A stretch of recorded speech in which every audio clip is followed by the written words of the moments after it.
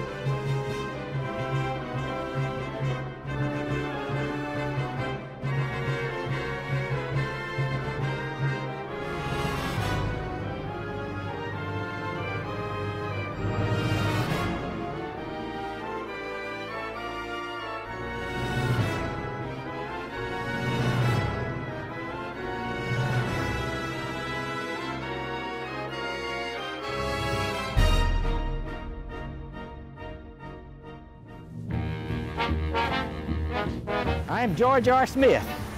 I like to brag about my career with the USS Alabama. I was assigned to this mount here early on after the ship was commissioned. We had some good experience with this mount. One evening there during the war, I counted 26 separate fires of planes that we had downed during the war. Now, I don't know whether my mount fired not any of them down because we were remote controlled. My job was to make sure the guns were loaded and fired. So I don't know who knocked those planes down, but I like to think I had a good share of defending the United States of America. My name is Raymond Weigand. I was a gunner's mate, second class on the USS Alabama, Mont 2, 5-inch 38. I want to explain to you how this worked. There was about 60 to 70 men involved. It started in the lower ammunition room where all the ammunition was stored.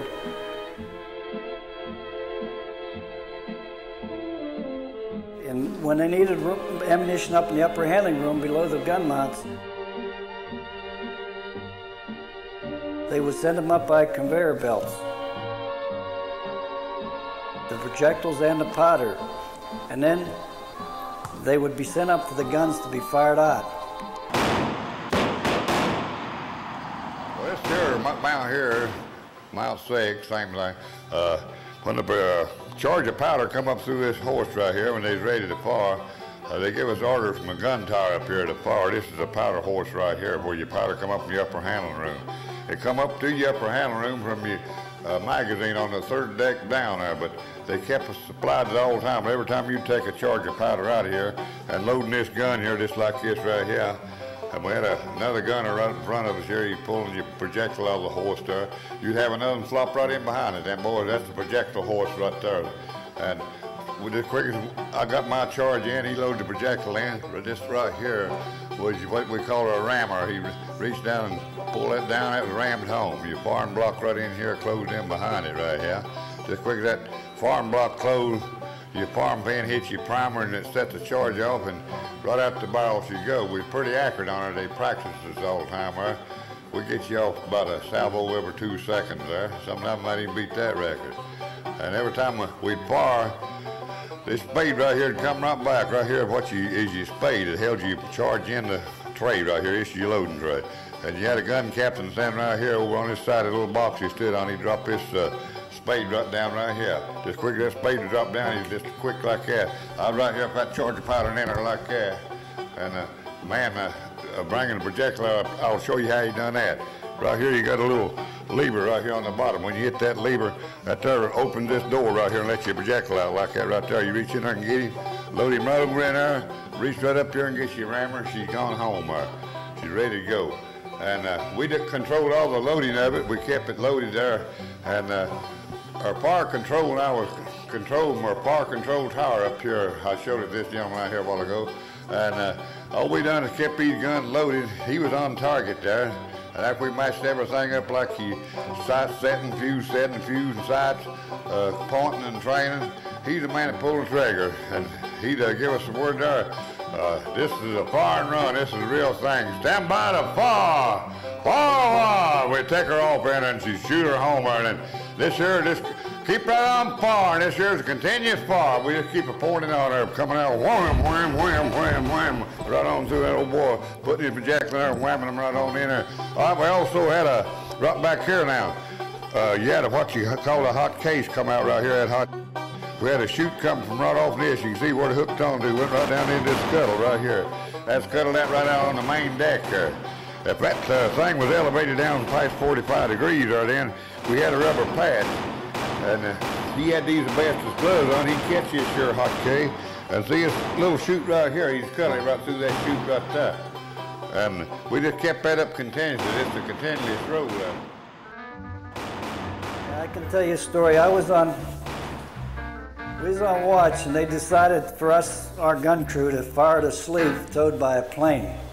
So we was in Mount 2. We got on the target. They didn't open fire. We switched to starboard side mount. Then we come back to the port side, and then we back to starboard side. So this was going on for about 2 hours. Finally, we get back to Mount 2. Mount captain says, get all ready to fire. He says, stand by. Pilot pulls up, puts the powder in. I'm the right shellman. I take it out and put it in, ram it in. I wasn't supposed to. He didn't say commence firing. The gun's fired anyhow. We only fired about 3 shots. But after it was over, fire control officer come down, asked the mine captain, you guys loaded pretty fast that time. He said, we got the best loading crew aboard ship. He said, don't tell me that. He said, you better take Weigand and make him a gun captain because he's getting gun shy. It wasn't funny at the time, but it's funny now because we wasn't supposed to fire because I didn't get commenced firing. But in our war diary, where our picture is 6th Division, there's a picture of a gun mount and the bullets are coming out of the barrel and it says, stop shooting, stop shooting. That was the funny part of it. I had a buddy loaded with me there in this gun mount here, and in the war diary there, if you ever get to see one, they got plenty of them around, they never couldn't get us to seize fire out. Seize fire! Well, we just keep pouring it on. We get in a few extra rounds every time. Well, we got a picture of him hanging his head out over his gun control. Seize fire! Seize fire! Just kept it going on. We just kept loading them in there. Finally, this mountain captain, he shut her off. I said, boy, that's enough. But we wouldn't slow her down. We just kept her rolling there. But now we had a real gun crew, and which these other gun crews were the same way. All this whole ship had a good gun crew. We got excellent all the way around on our shooting there, on our target practice and everything. I was real proud to be in the commissioning of this ship. I had received my orders from Washington there to be a part of this ship. When the crew gathered there, of course, I didn't know very many of them there. A few of them had been assigned to the ship prior to the commissioning.